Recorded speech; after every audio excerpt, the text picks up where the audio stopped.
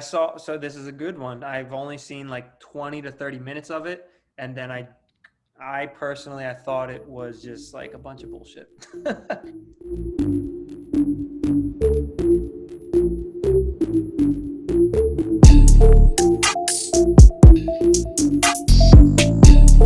Welcome everybody. Another episode of your favorite fitness podcast. Yeah. That's right. Obviously, number one. Yeah, I'm Ty. I'm Anthony. Welcome. Welcome again, as always. All right, Ty, what do we have for today? On today's menu, we have, I believe we're starting off with mobility tips, like your favorite mobility tips. So we'll get into that. Then sticking with our nutrition theme, we'll talk about some vegan and vegetarianism. And then we'll try and wrap up with a little bit of the CrossFit Games stuff that's gone on lately. By the time this comes out, you might already know all the results. So we'll get into all that. But yeah, so let's go ahead. Let's talk favorite mobility tips, or even just like your general thoughts on mobility in general. So Don't even do it. Not worth it. not worth it. I agree. You ever seen the lion warm up before it takes down a gazelle? Boom. Boom. That's why Kelly Starrett wrote The Supple Leopard. His whole book is just not worth it. Yeah, this whole book is just be ready. You don't get ready, be ready. That's it. It's the ready state. Yeah. All right, so I want to define mobility first. Okay, So cool. I probably stole this from K-Star, but flexibility is being able to reach an end range of motion. Okay. Mobility is displaying strength at end range of motion. Okay. Or control. You call it control, strength. So that's how I look at the difference between the two, because you can be mobile and not flexible, and you can be flexible and not mobile. Right. I see. Okay. So like having some sort of like functionality, or like you said, control over those end ranges, being able to move through them.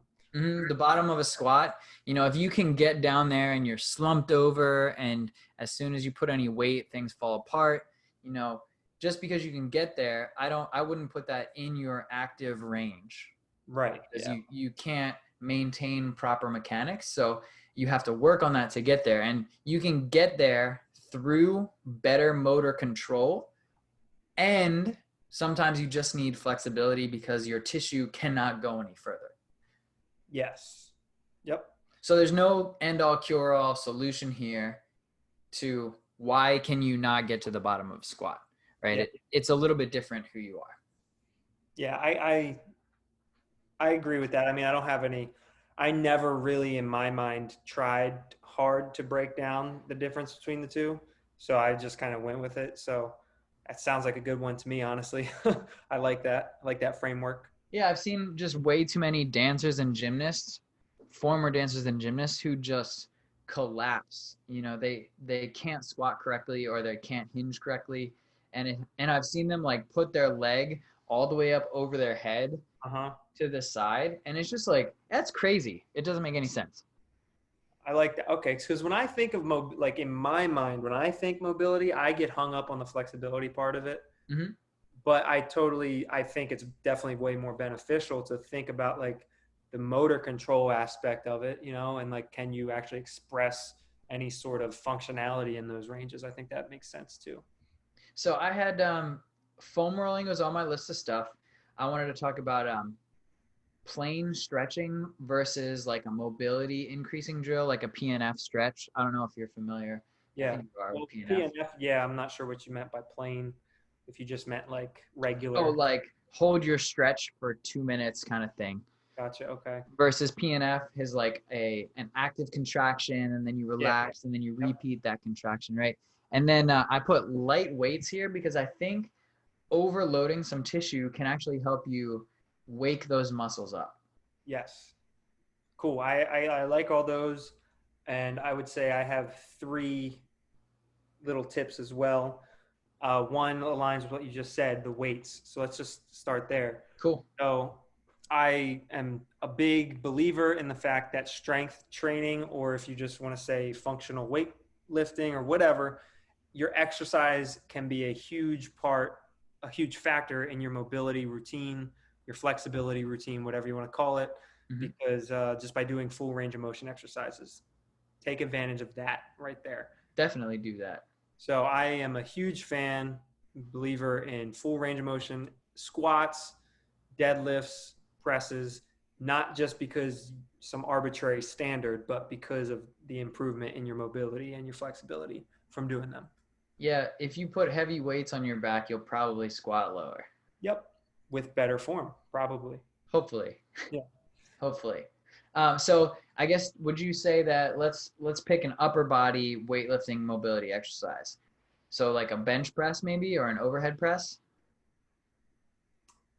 Yeah, I think an overhead press is definitely a good one. I'm trying to think of things that would, if you, those in my mind work, specifically the overhead press.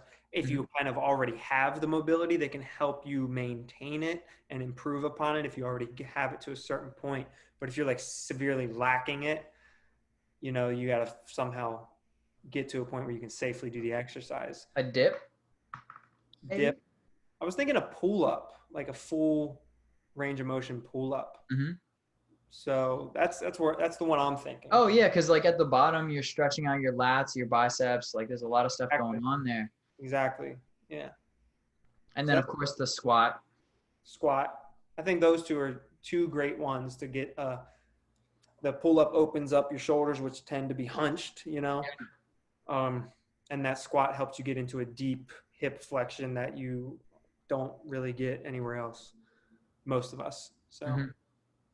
so I like those. Yeah, and then I would say a deadlift is more of a mobility exercise too because it's not, you don't have to go down all the way, but slowly over time, you should be able to maintain, back extension. You should be able to maintain knee flexion slightly and know the difference between slight and maximal.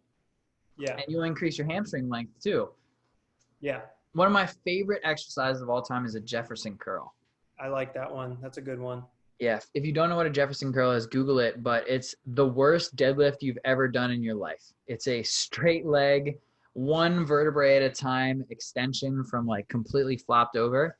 And I'll use it in my warm-ups and I'll use a light kettlebell, maybe like 15, 20 pounds. Yep. And I'll just do 10 to 20 slow reps. And afterwards, my hamstrings open up so easy. I like it. I don't do a ton, so maybe I'll start mixing that in. I will say, since we're talking about movements right now, so my other tip, straight from Kelly Starrett, is the 10-minute squat. 10 minutes. Oh, you're brutal. I love it. I've been doing it every day for like the past couple of months. No way. Yeah. And I like ever since not the very beginning of this quarantine, but like a month into the quarantine, I started doing it. And I love it. So it's as simple as you have to accumulate, so not necessarily straight through, but accumulate 10 minutes in a squat throughout the day. Now, you can certainly do it 10 minutes in a row for sure. That's And what I was thinking. no, that's what I do, and I think that's the intention is to do that. Hmm. But if you can't do that because you're just not there yet, Hmm. you can break it into 10 by 1 minute, and just Sure. do that over the course of 20 minutes or 30 minutes. Do that. So, but Now, are you calling this an active squat hold? no, and so I've all the stuff I've seen from Kelly Starrett. There's no like standard for this or no requirements other than just get in a squat. That's it. So it doesn't have to be pretty looking. You can be grabbing a pole. You can be back against the wall even. I Uh, love the grabbing a pole or column for that. that's usually where I go with. Hmm. But you can do back against the wall. I've even seen him do it where he says like, if for whatever reason your back is super lit up, you can raise your heels up, Hmm. heels off the ground and do it Yeah. that way. But it's just to expose your tissues to this range of motion. And the way he describes it, I like, is he's saying you're just trying to tell your brain that we value this position. And so open it up, get used to it. And over time, you see big improvements. Yeah, actually, I've watched probably a few hundred hours of K-Star, and I haven't heard him phrase it like that, and I do like that a lot. Teach your body this is valuable. Yeah, he says like, tell your brain that we value this position. I'll send you the video. But that's like the way he phrases it. And yeah, that's my favorite one. That's my go-to mobility So exercise. that's like a drill to get better at mobility. If I only do one thing throughout the day, that's the one I do. Mm-hmm. Now, have you seen his mobility test? The double kettlebell overhead squat. Yes. And Okay. I want to talk about that actually. So watch him do a 10-minute squat. Okay. He's a freak. He has insane squat abilities, Yeah. but he will mention that when he's in his narrow stance, toes forward, full squat, it still looks amazing. But for him, you can see that his back starts to round slightly at the bottom. And he Mm-hmm. said, that's okay. It's Yeah. totally normal. This is not how I would squat with a barbell. This is Yep. just, this is like, Unweighted. this is working towards an ideal. That's all it is. But this isn't how I would squat with a barbell. And it's not how I would squat doing the test that you're mentioning. Yeah. Pictures of him doing that test, his toes are pointed out. He has a Yep. wider stance, but that allows him to get upright and press overhead. And it's a necessity. It's a necessity. Yeah. That I don't think I can pass that test, by the way. I With, know. for guys, it's a pair of 24s, right? I don't think I can do that. I really don't. I've done it with 35s, and it's really hard. I have an issue with that overhead mobility in the bottom. Does it hurt your back? No, my shoulders just like they have to do some crazy internal rotation in order to achieve it. Mm. And my one shoulder being impinged at the moment is not happy with that. Have you tried it with lifters or with those heels up? I'm sure I could do it with heels up, but like flat feet on the ground, no. Yeah, it's a gnarly test, and I don't recommend you starting any higher than like a pair of 10s or a pair of 15s. That's You know, it's gnarly to hold unsupported. Like that's why overhead squats with a barbell, they're cool, they're hard, but nothing like a double dumbbell or a double kettlebell. Not even close. That's gross. Yeah, it is gross. Now have you heard of Active Life? Active Life RX? I feel like I've heard of that, but I don't know what it is. The guy's name is Dr. Sean Pastucha. I wish I could tell you what he's a doctor of, but I think it's chiropractic. He's a doctor of chiropractic care. And they have a bunch of like, I don't want to say rules, but they're kind of rules. Like, oh, can you do a strict pull-up? Does that hurt? If it hurts, let's test you. So they have these like little check marks, and one of them is like half your body weight, single arm strict upright row, do 10. If you are strong enough to do that, then pull-ups won't hurt anymore. Say half your body weight? I'm pretty sure that's what he said. That sounds like a lot. Yeah, so you're like what, 180? Yeah, exactly. You like have 90 pounds, 10 strict single arm upright rows? I don't think I mean, I honestly don't know because I have no concept of how I've never done that. I mean, a 90-pound dumbbell is heavy. Yeah, I know that much. So that's why I'm saying I don't think I can do it. But yeah, maybe, I don't know. But the idea, and follow their stuff because they have a bunch of really cool like training tips and little bits and pieces about that. It's about his program. He has a coach's training certification, and they're about like solving pain. And I promise you, if you could do 10 strict upright rows with 90 pounds, you're pretty fucking strong. For sure. So you could probably do pull-ups without pain if that's how strong you are. I hope so. Yeah, but it'd be cool to look at like a more a bigger picture to see where those fall. So what are some other like what else was on your list? We talked about like the movement stuff. I know you mentioned foam rolling. Yep. So foam rolling, this is my opinion, is not doing anything for you long term. Yeah. So I don't treat foam rolling that way.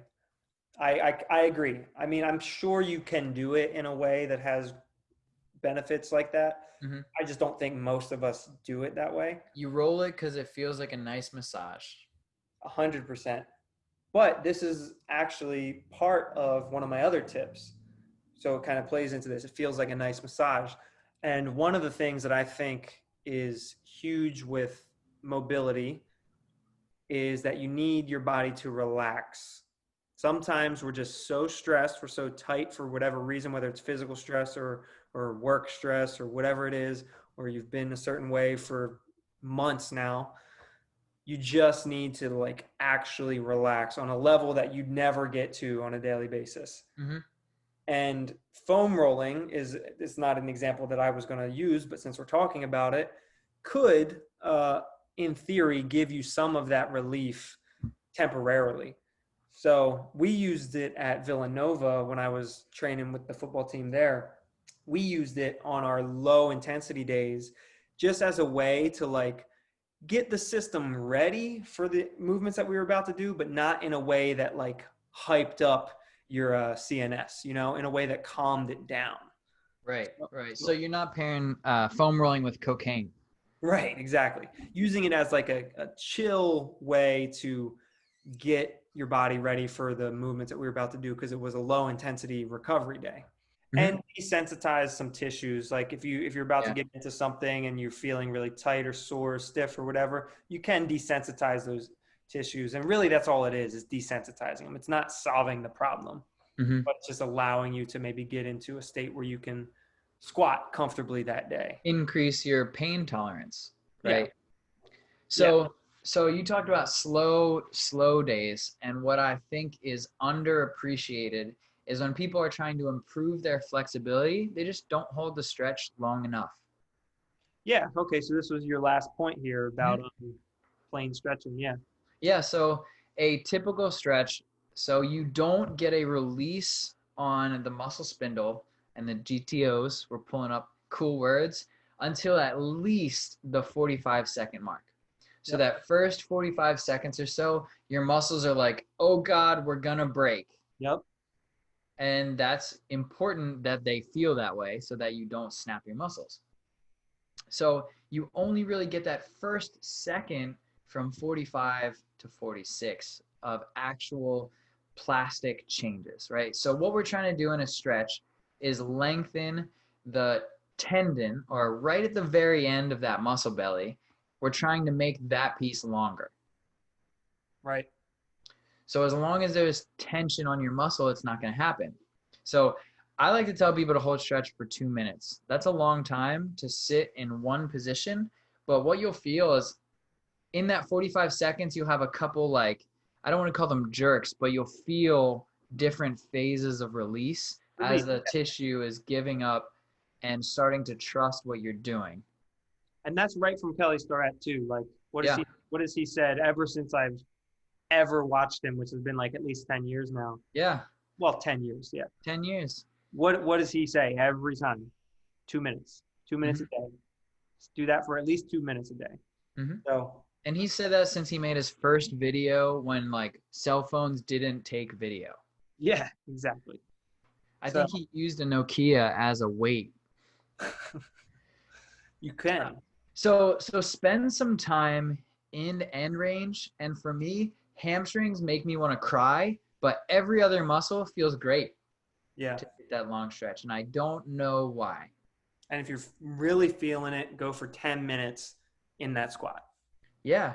Yeah, I'd like to give a shout out to all 4 people who are listening. We have 2 more listeners since 2 weeks ago. Love it. Hey, Dad. So what I want you to try is that overhead squat test flat. And then I want you to take maybe a 5-minute break. And then I want you to pitch your heels up higher and try it again. And if you're way better, you got to work on your ankle mobility. Yeah. Yep. So Long, slow stretches, and then do some calf raises, and then your ankle should be better. yeah, so I like it. So we've got, like we said, using the movements, full range of motion movements are Yep. definitely a great place to start. But then also like regular old static stretching, but at least 2 minutes. Yeah, 2 minutes. At least 2 minutes. And then if you're really feeling spicy, go ahead and do that 10-minute squat. My personal favorite. Mm-hmm. Super And, hard, super fun. yep. And then finally, again, what I think is an underrated aspect of this is that relaxation piece. It's not necessarily, it doesn't have to be stretching. It can look more like a meditation or whatever, but sometimes we just need our bodies to relax. And so you need everything to calm down and you'll be in a better spot to Yin yoga. Yin yoga. Ever heard of it? Yeah, yeah, yin yoga.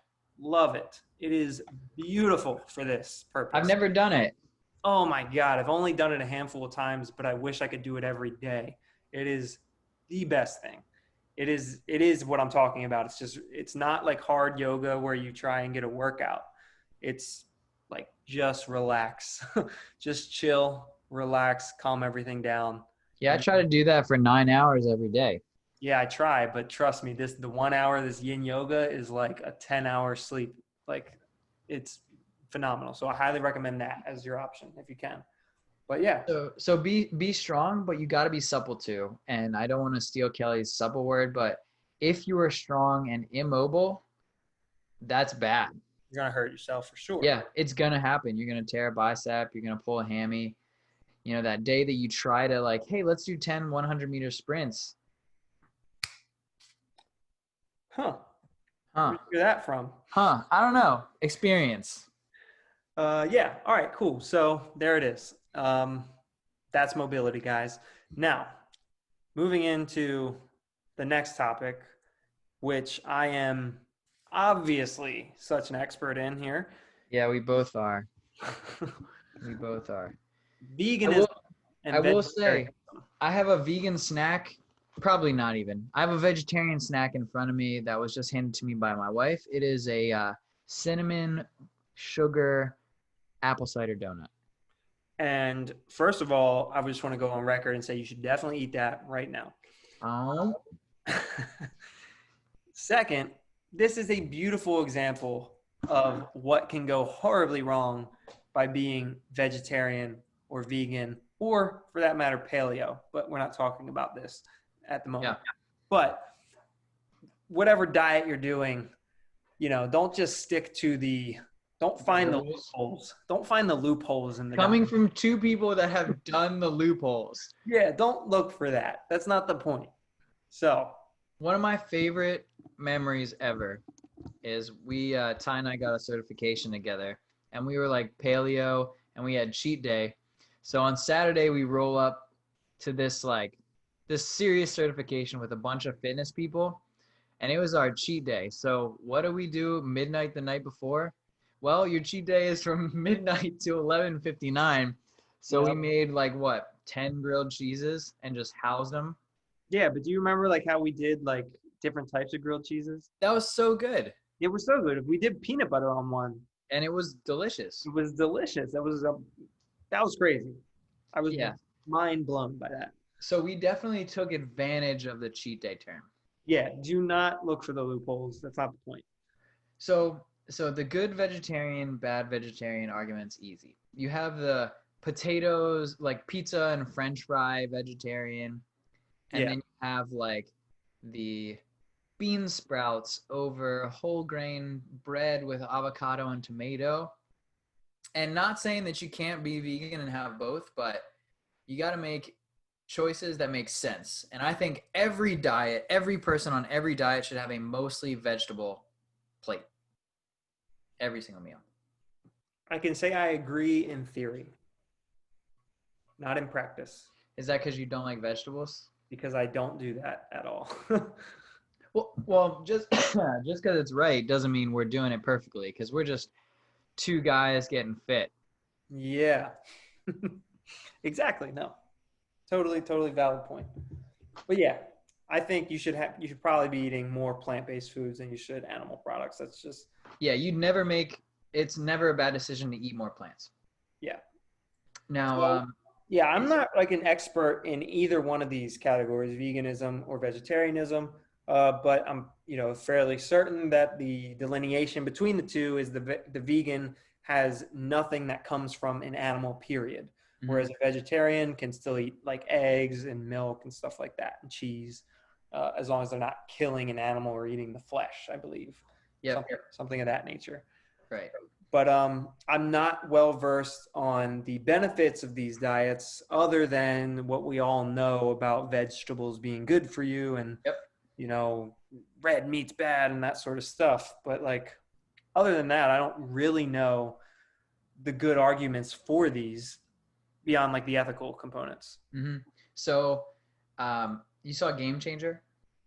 So this is a good one. I've only seen like 20 to 30 minutes of it.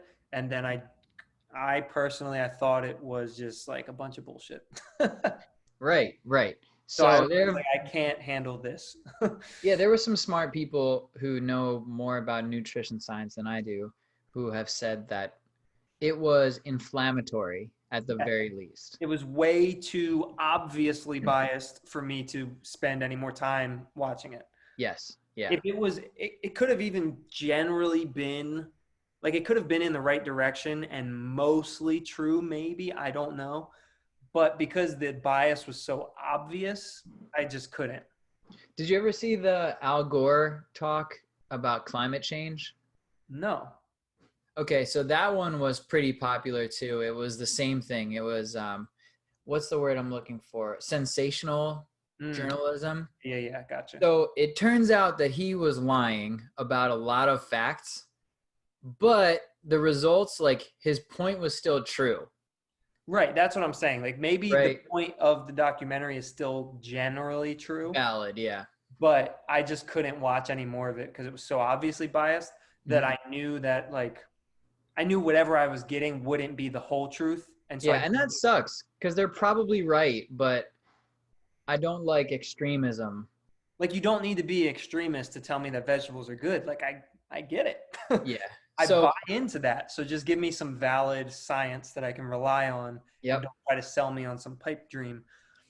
Oh, so they profiled a power lifter or a strongman. I didn't see that part. I saw the part where they profiled like I believe it was like some marathon runner or something like that, and also A one football player. MMA fighter. I thought they said an MMA, yep.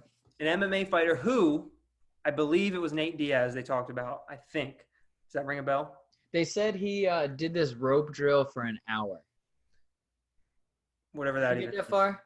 No. So they had him doing this drill, right? One rope in each hand, and Battle ropes. he was just doing battle ropes. And he said like the record on the wall was like, I don't know, 8 minutes for doing battle ropes. Okay. And then he went vegan for however long. He picked up the battle ropes and he did battle ropes for 60 minutes. Okay. But this is exactly what they would say in that documentary. Like what you just said is what Mhm. they said, Yeah. and that tells you nothing. No. It was like you it's like saying you beat a world record by like 5x. Yeah, You don't do that.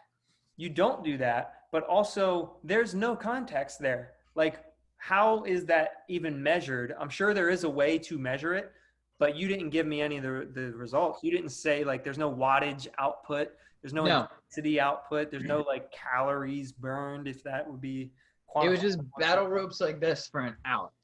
Yeah, I guarantee you, I'm going to go on record here right now. Guarantee you I can do that right now For 1 hour. for 1 hour. Yeah. Doesn't say how hard I have to go. You're right. I just have to shake my fucking arms with some ropes in my hand. For an hour. I can do that, guaranteed. I can sit All at right. the desk all day and type like this, like a monkey, for an hour. If I can do that, Hey, that's how I type. if I can do that, I can shake my arms with some ropes. Okay. Okay. Now, if you want to say how hard are you going, if you Yep. want to quantify that in some sort of way, that's a totally different ballgame. Which there was none. Which there was none. Exactly. Battle ropes are really hard. But just by saying I can do it for an hour, that doesn't tell me anything about how hard you were going. So the part that stuck out to me about the documentary was they did this blood test thing.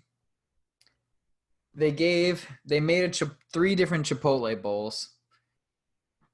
And it was vegan, and then they tested their blood, and then they gave them a regular one and tested their blood, and they showed you these vials that were like really nasty. Like one of the vials was super fatty. So let me see if I can look it up. But the idea was that the veganism, their blood was clear and clean, and once they had one animal protein meal, it was sludge. Yeah. Just instantly, like my hematocrit would be like 50. Like I'm dying. Like, okay, so on surface level, that sounds like it's obviously like not Cooked real. Like about, it's yeah, like fake or whatever. yeah. But even if it were real, like, who's to say that that would even necessarily be a bad thing? It sounds like it should be a bad thing, but we have like a lot of disgusting liquids in our bodies, right? Yeah, so it showed that he had black beans, and then his plasma, because they put it in a centrifuge, was relatively clear. And then when they did the meat, which was beef, it was super cloudy. But like, again, I don't know what that means. I need Yeah, somebody to tell me what that means. right. And I don't think they do. I think they just rely on the fact that it looks bad. You know what I Did mean? you ever hear the banana argument? And this is like a God argument. No. We were meant to eat fruit and bananas because if you make a God is real because when you hold a banana and you make a fist, you have like 1, 2, 3, 4. You make like 5 angles on your hand, and a Oh, banana has 5 sides. So that's so yeah, God's real because of the banana. yeah, obviously. That makes more sense than this fucking movie. Oi, oi. Now, I would give up animal products for ethical reasons because I love animals. 100%. I'm the same way. I'm trying to do it right now. I'm just struggling with that protein component, and Yeah. So that's that's what makes it hard, right? yeah. So most, if not all of the protein that is non-animal based is incredibly carbohydrate dense first. Yes. Uh-huh. Yep. And in a standard like general 40-30-30 split of macros, which is like your simplest breakdown, if I eat foods that have more carbs than protein, I will just barely get to that 40-30-30 spread. Yeah. Which is why, so I think there's like I'm gonna take another bite of this vegan vegetarian donut, by the way. Hmm. but I think you can actually do vegetarianism in a way that Mm-hmm. is totally ethical. So like, first of all, eggs, right? As long Mm-hmm. as the chickens are free range, living their best life, if you, in theory, if you have 10 chickens, that's enough for 10 eggs a day. And if you got 2 of you in the household, that's plenty of eggs. That's Yeah. plenty of eggs. Those chickens could be living it up and nobody's getting hurt there. So that's a possibility. Milk from cows, I'm sure there's an ethical way to do that. That's a little bit trickier because they have to be pregnant. And so Wait, they have to be pregnant? to produce milk.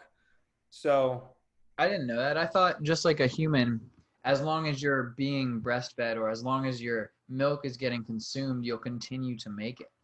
okay, that's a good point. Maybe that's the case. I I don't don't know. I don't know either. I don't know if that goes like no, you're probably right about that. I just don't know how long. Like how long does that last? I don't know. It could be as long as milk is getting absorbed. Or That's like, okay. Yeah, yeah. I'm gonna have to look but at that. yeah. I remember So watching a eggs. documentary one time where they claimed that they constantly had to re-impregnate the cows so they would keep producing milk. That's what they said one time in this documentary. All So, I know is that's not how people work.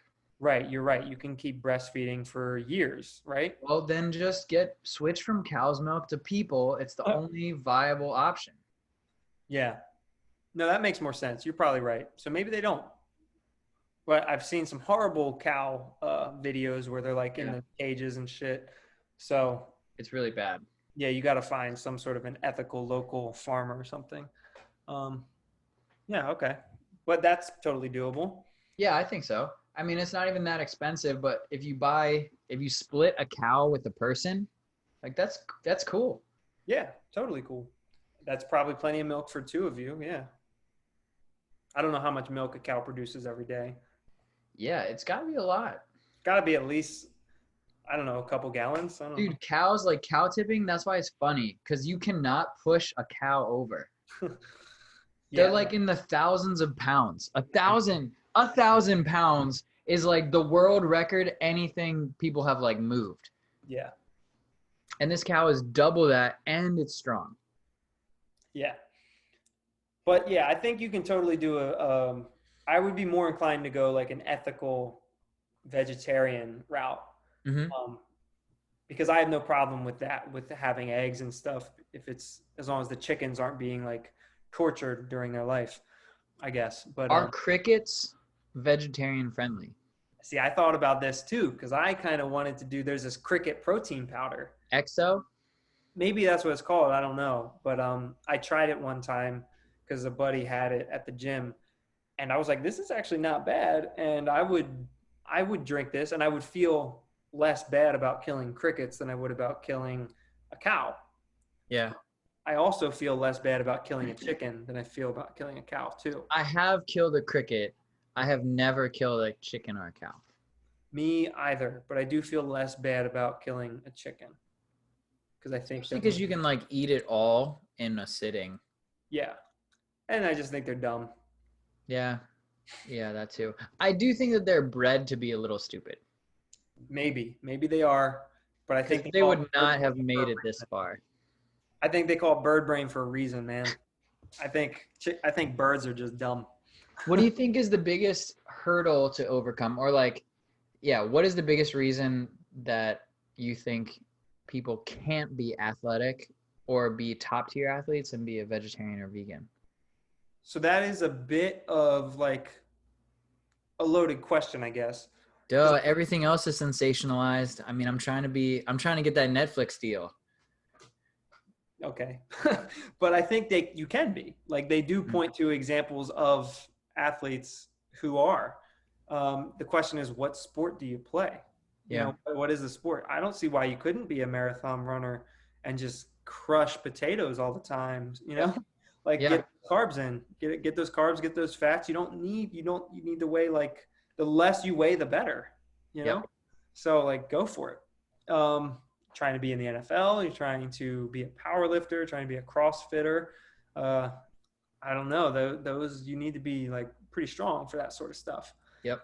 And I don't know that you're pulling it off without PEDs and without animal proteins. Yeah. Both Well, the restrictions for a regular person are way different than for a professional athlete. So if I wanted to be fit and healthy and I really, really wanted to be vegan, that's another full-time job that also costs money. What do you mean? Oh, just because it's like expensive? Yeah, high quality vegetables and fruits in the quantity that I need to hit, we'll call it 2,000 calories. Yeah. That is a lot of vegetables. It is a lot of vegetables, and it's just a lot of money too. And that's what I live across the street from a Whole Foods, and I love Whole Foods, but I hate how they try and act like their shit's not expensive. Mm-hmm. It's super expensive. Beef's only $6.99 a pound. Oof. Yeah, their shit's crazy. Like I think I get hung up on that. They're like, but what you're getting is so good for the price. But it's like, yeah, but I'm broke. I don't care about what I'm getting. I care about, can I afford it at all? And the NFL player in Game Changers was a professional athlete, and his wife cooked everything. Yeah, and if she didn't, he would pay someone else too. Right. I think that's basically what was happening there anyway. Yeah, so like He was like, you can live in this nice house. You can like be with me. She's like, that part's in. You can have a lot of money. She's like, all right, now we're talking. All you got to do is cook. All right, cool. It's a good deal. that's a good deal. She was a professional chef. So marry a professional chef, make it to the NFL, and then you could be a vegan. Yeah, easy. And you could totally do it if that was your reality. Yeah, it's a full-time job to be effective and vegan at the same time. Yeah, for sure. But yeah, you could do it if you were just trying to be a normal person and not trying to be like super athletic in any sort of way. Mm-hmm. And you weren't trying to shop at Whole Foods every day. Maybe you should get a job at Whole Foods so you could have a discount. That's the key. That's the cheat code. Or just be a farmer. I would love to have, a couple acres and just have some chickens. Yep. And then just like when the chicken is ready to be consumed and not functioning for egg production, you just have chicken for dinner, I guess. Yeah. I mean, yeah, if you want it or whatever, you don't even have to eat the chicken. Just keep taking the eggs until it doesn't anymore. Mm-hmm. Then it's a pet chicken. A pet chicken. Yeah. Oh. Do you have one tip for a vegan, not a vegetarian, a vegan, to up their game or to be a better athlete or performer? As a vegan, Yeah, we'll say this person has a religious reason not to eat any animal products, and you want them to be better. What's your go-to? hmm. Honestly, I don't know because if I knew, I'd probably do it myself. Um, I don't know. I Well, I would mean, the hard advice is like, oh, you buy these foods and you eat all this and you do all the cooking work, right? But they're just a regular person. They eat their salad. They have dinner with carb heavy, fat heavy, because that's just what it is. yeah. I mean, I would want them to get more protein is all I know, but I don't know how to do that. If I knew, I would be doing it myself. Yeah, my tip was pea protein. Okay. That's all I have for it. Just pick a vegetable protein and please consume a lot of it. A lot of it. Yeah. So, yeah, when we figure it out, when they have those impossible burgers, if they can just inject some protein into that somehow. How much is in an Impossible Burger?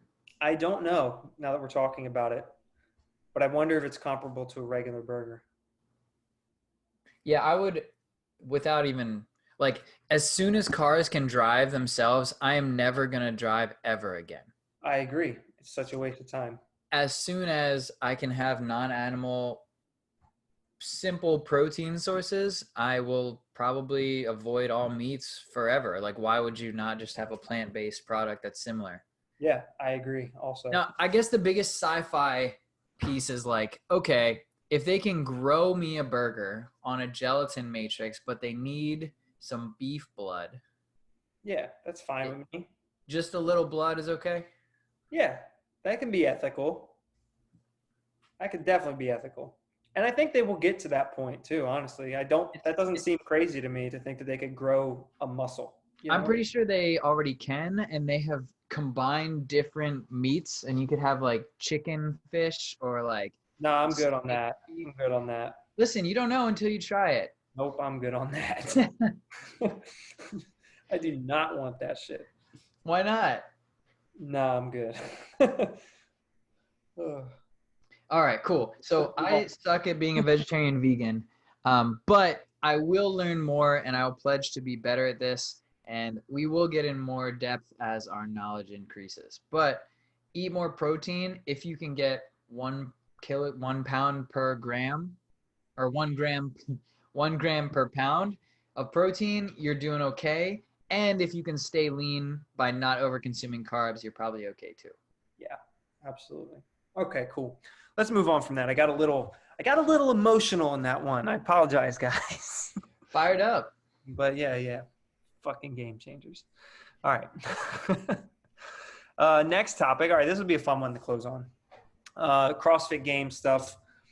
Obviously, things have been different in every major sport this year due to COVID, and there's been some different solutions that have taken place in different, like the NBA bubble, for example, and stuff like that. Which is a super cool solution. Super cool. I think every single one of those players who's like, oh, we missed the fans, I think they're bullshitting. No, you don't. Yeah.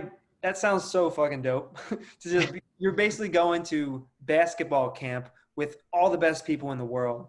Yep. And you're just throwing down. That sounds amazing. Mm-hmm. With whatever sport you do, that just sounds so much more fun than having to worry about the drama of all the fans and whatever. So I think they're all lying. They loved it. But anyways, with CrossFit, we've seen, the games are one thing, but I guess before we even go into the games, we can talk about the Rogue Invitational that they had in I think like midsummer. Did you see that at all? Did you see how so we watched some of that live, and I thought the execution was very good. So did I. I thought it was awesome. And if you didn't see it, what it was they just had, what was it, like 5 or 10 athletes, male and female. I think maybe it was 10 each. Yeah, I think it was two heats. Yeah, same. So it must have been like 10. Yeah. 10 total per division. And what they did was they just sent everybody, obviously not only the workouts, but all the equipment for all the workouts that you would possibly need. Talk about shipping costs. Woo. Right. Pretty crazy. And they did it live. They did it live on like Skype or Zoom or whatever, and everybody did it together. So like Heat 1 all across the country or the world, wherever they were, they did it all at the same time live on Zoom, and it was awesome. I thought that Yeah. was so cool.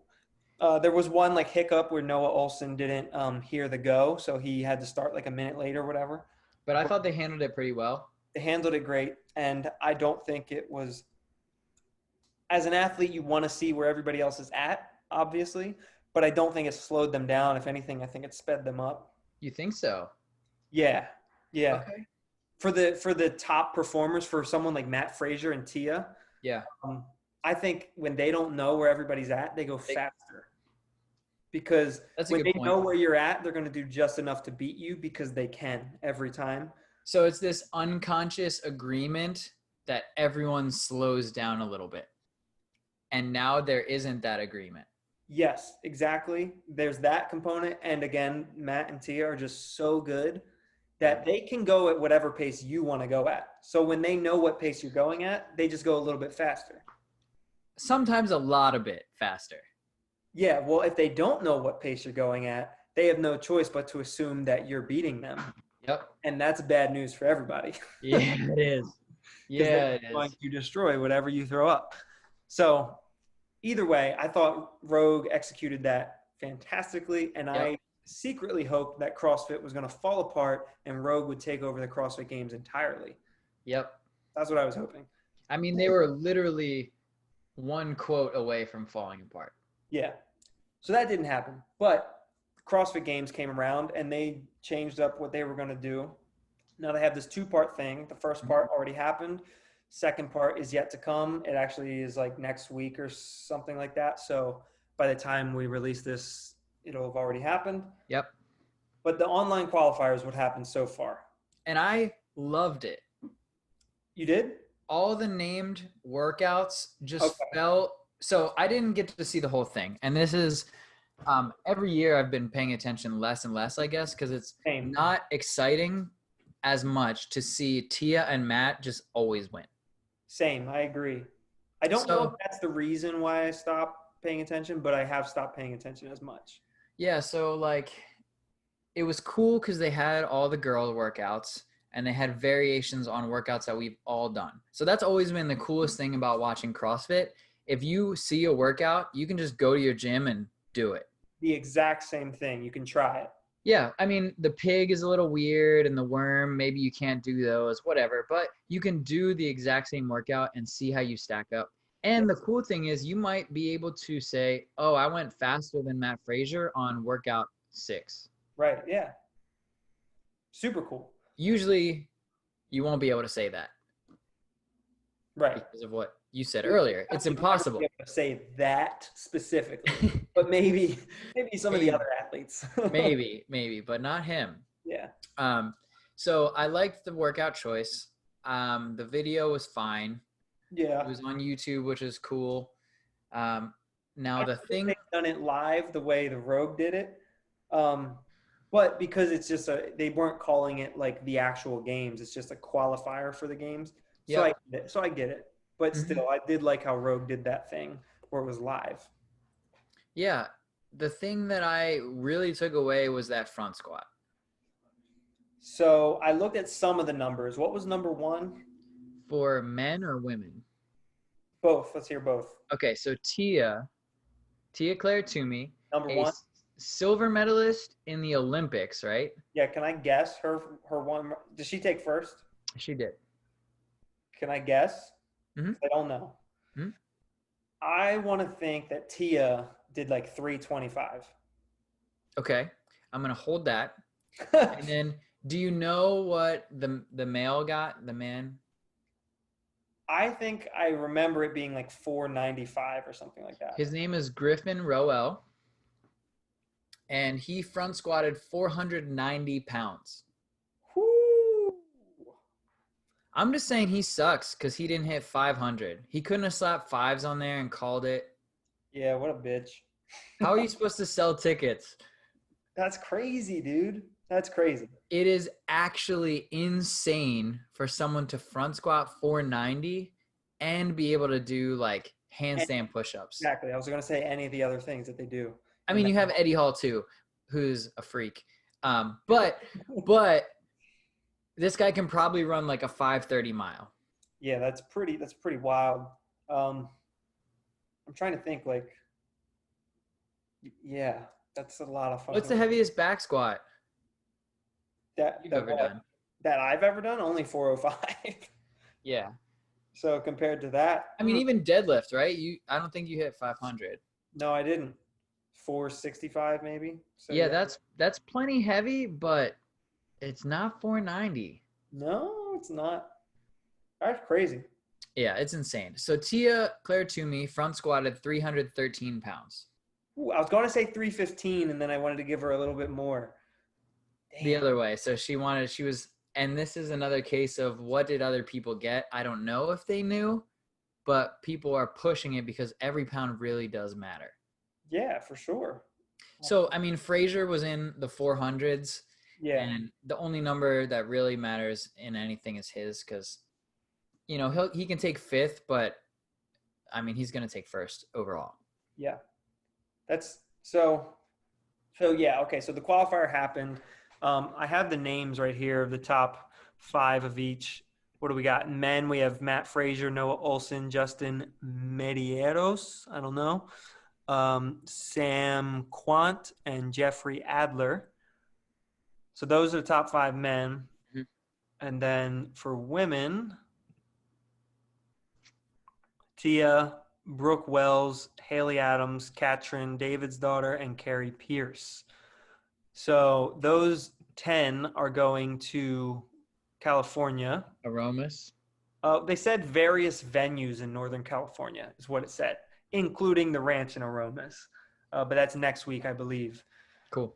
So those 10 are going out there to compete in person over like 3 days, I assume. And they'll probably quarantine them for 2 weeks before the event.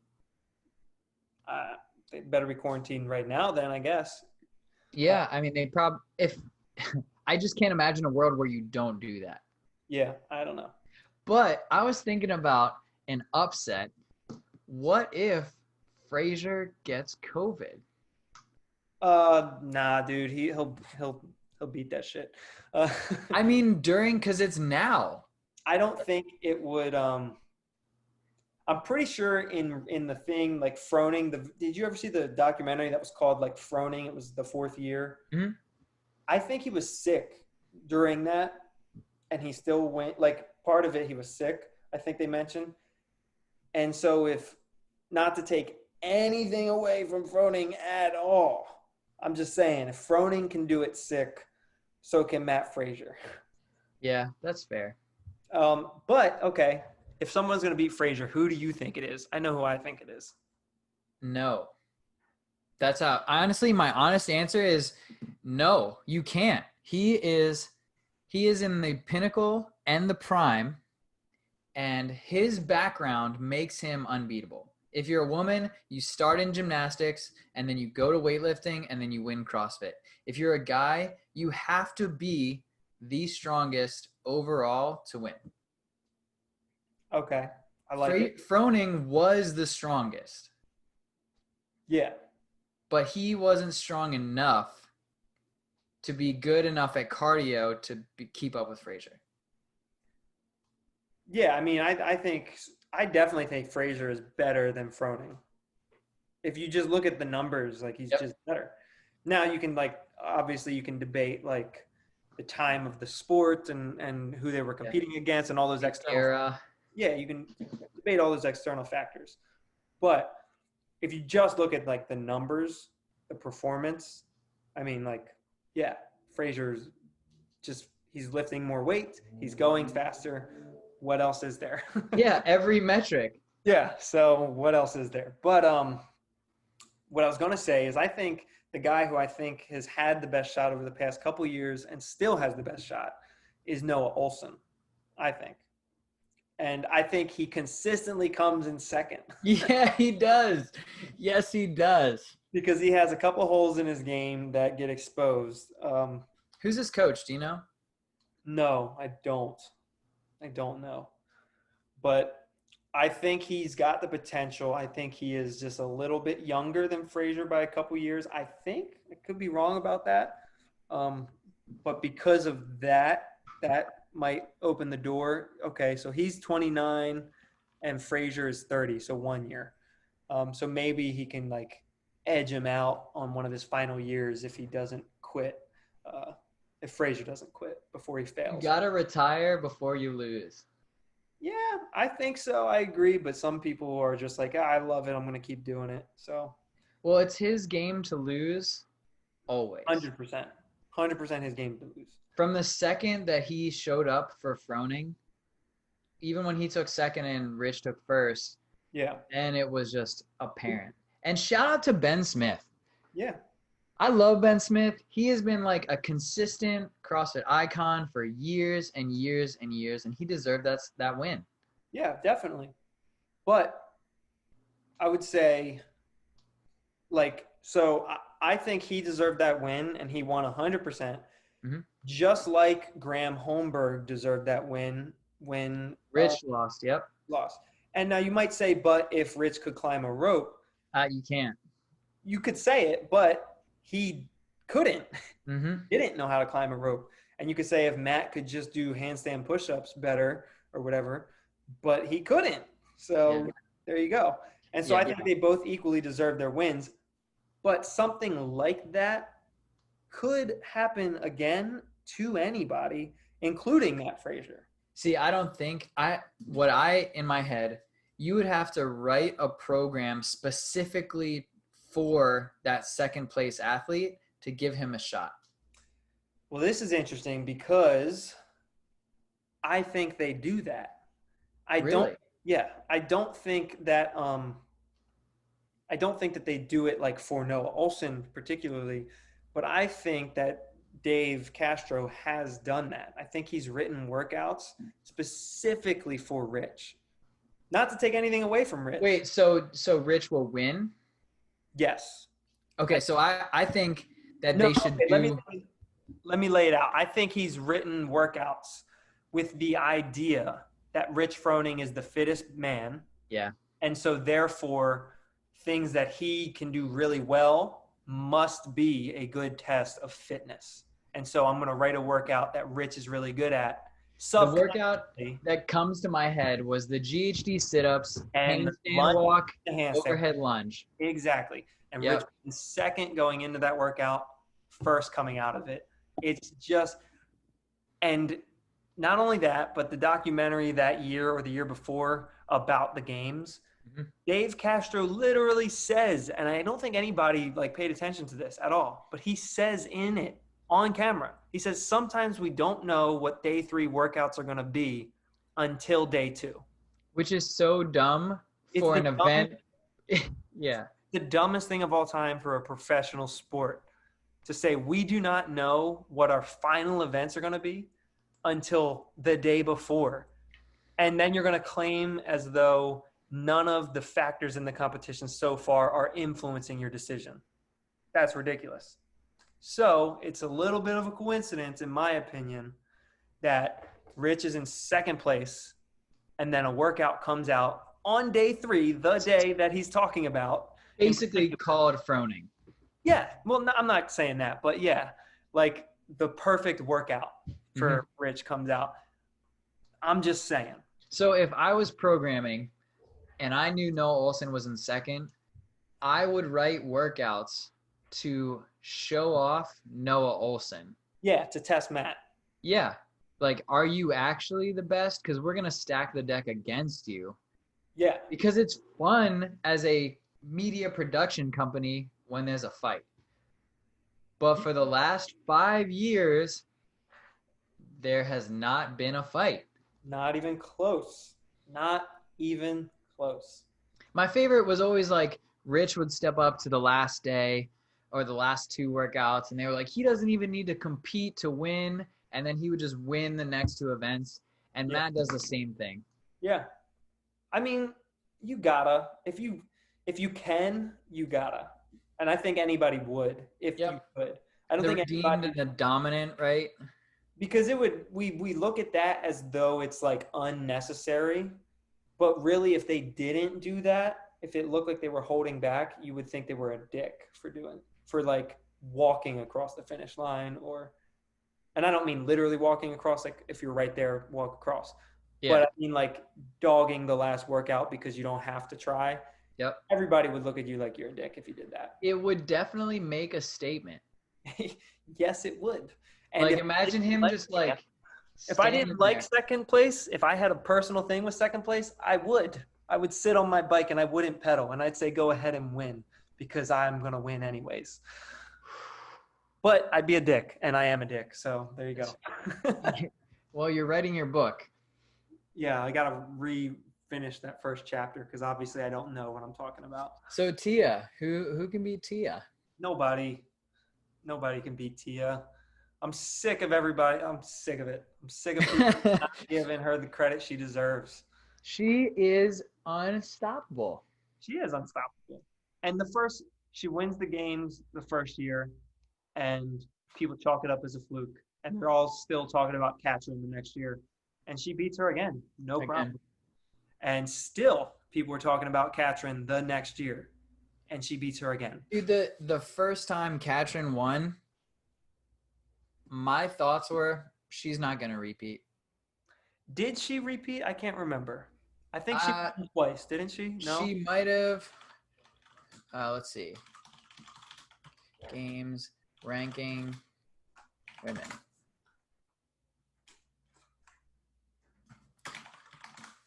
I think she won twice.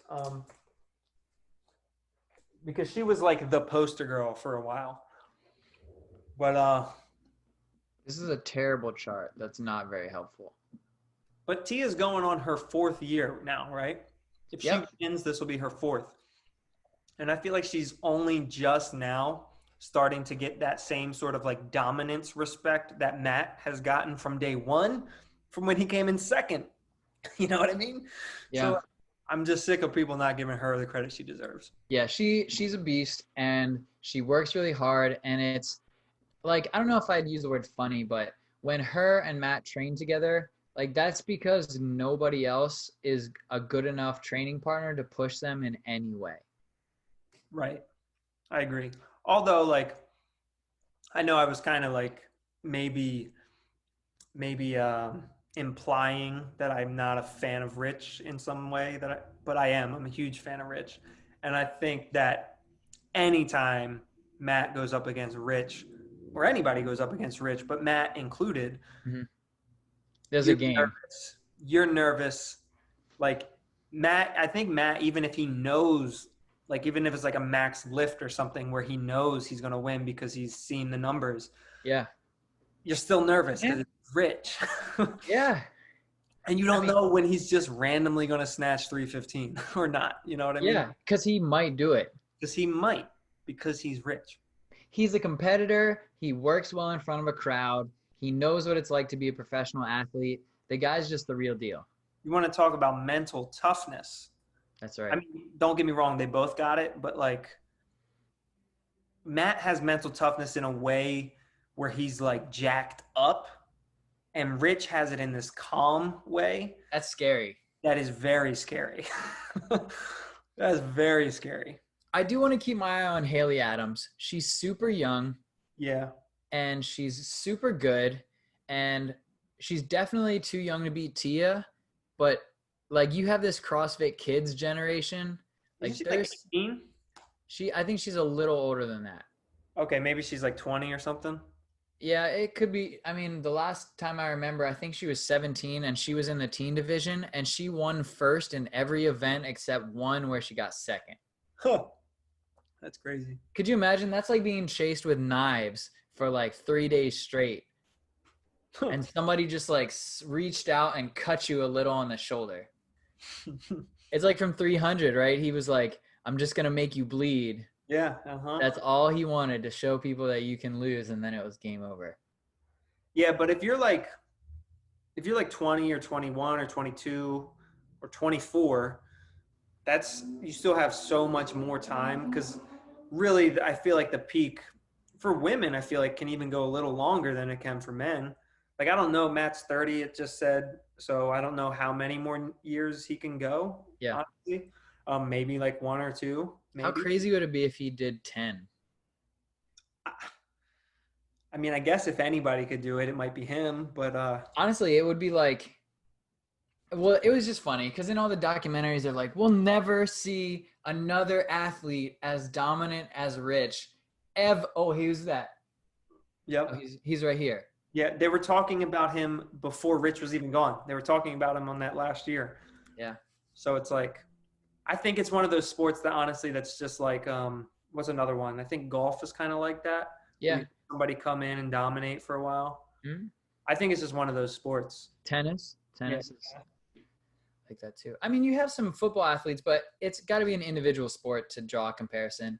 Yeah, You know? because the team sports is too many variables like that. Yep.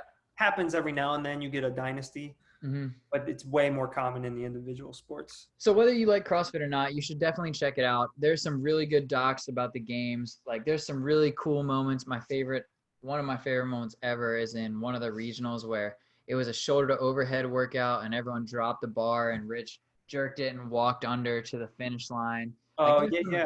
Oh God, my heart starts beating fast. But they're just they do a really good job of putting together a good product. So check out some docs, check out some footage, some behind the scenes documentaries is so cool. Most of them are pretty nice and they all know each other because it's hard to make a career. So the world's not that big, you know? Yeah.